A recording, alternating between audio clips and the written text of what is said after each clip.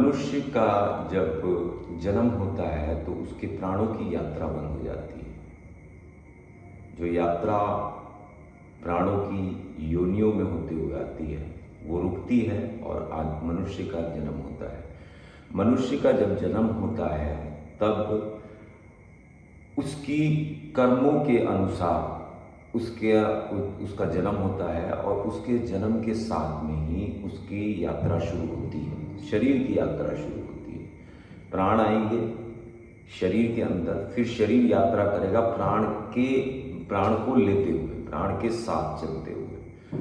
तो प्राणों में स्पष्टता लेके आना और प्राणों में आपको ये अनुभूति होना कि जन्म मरण के बीच में जो चीज़ फंसी हुई है, जन्म है मृत्यु है, उसके बीच में जो चीज़ फंसी हुई है वो प्राण है। और वो प्राण जब चलता है मनुष्य के शरीर के अंदर में तो उसको सबसे ज़्यादा जो जरूरी चीज़ होती है वो होती है प्राण ऊर्जा, जिसके हम सांसें कहते हैं।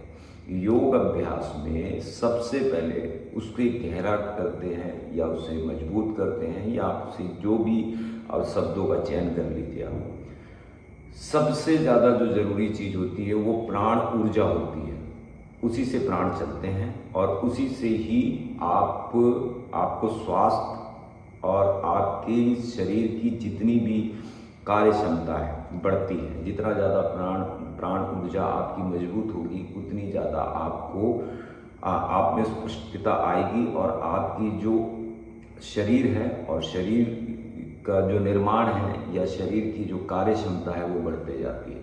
योग अभ्यास में सबसे पहले साधक यम नियम करके अपने शरीर के कार्यों को व्यवस्थित रूप से करता है प्रकृति के अनुकूल। उसके बाद में फिर अपने शरीर में जो जुड़ी हुई जो कामनाएं हैं या जो अशक्तियां हैं उसे मुक्त करता है, अपने शरीर को मुक्त करता है अनवांटेड डिजायर से। उसके बाद में आगे की जो रूपरेखा बनती है वो मनुष्य इस भांति समझने लगता है कि ये शरीर जो है इसमें जितने भी कामनाएं उठ रही है या जितनी भी सोच उठ रही है या जितनी भी व्यवस्था वो बना रहा है ये प्राणों के बिना किसी काम की नहीं है। और जो प्राण है वो प्राण ऊर्जा के बिना किसी काम का नहीं है।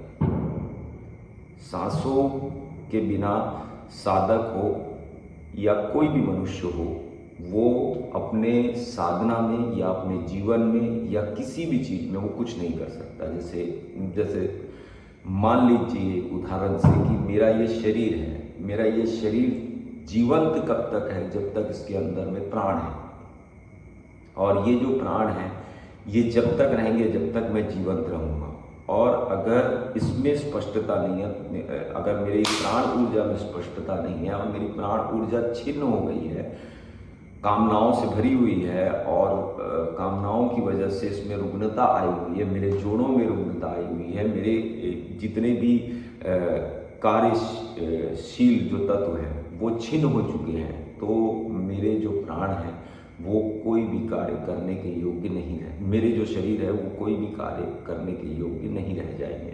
तो प्राणों में स्पष्टता साधक साधना कर करके लेके आता है और उसमें जो सबसे पहली जो बात आती है वो आती है आपकी ऊर्जा की।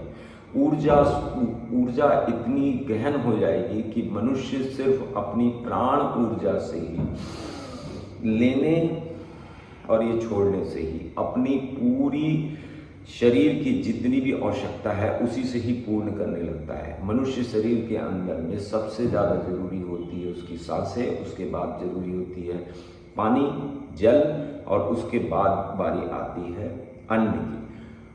जब साधक के जीवन में ये स्पष्टता आते जाती है, एक योगी के जीवन में ये स्पष्टता आते जाती है कि उसका शरीर प्राण के बिना कुछ नहीं है और प्राण जो है वो सांसों के बिना कुछ नहीं है, फिर उसके जीवन की या उसके साधना की रूपरेखा जो होती है वो ऊर्जा की ओर जाने लगती है। बिना ऊर्जा के कोई काम नहीं कर सकता है मनुष्य अपने जीवन में। ऊर्जा ही है जो उसे आगे लेके जाती है। और ऊर्जा जो निर्मित होती है उसमें सबसे पहली ज़रूरत होती है प्राण ऊर्जा की, सांस का आना और जाना।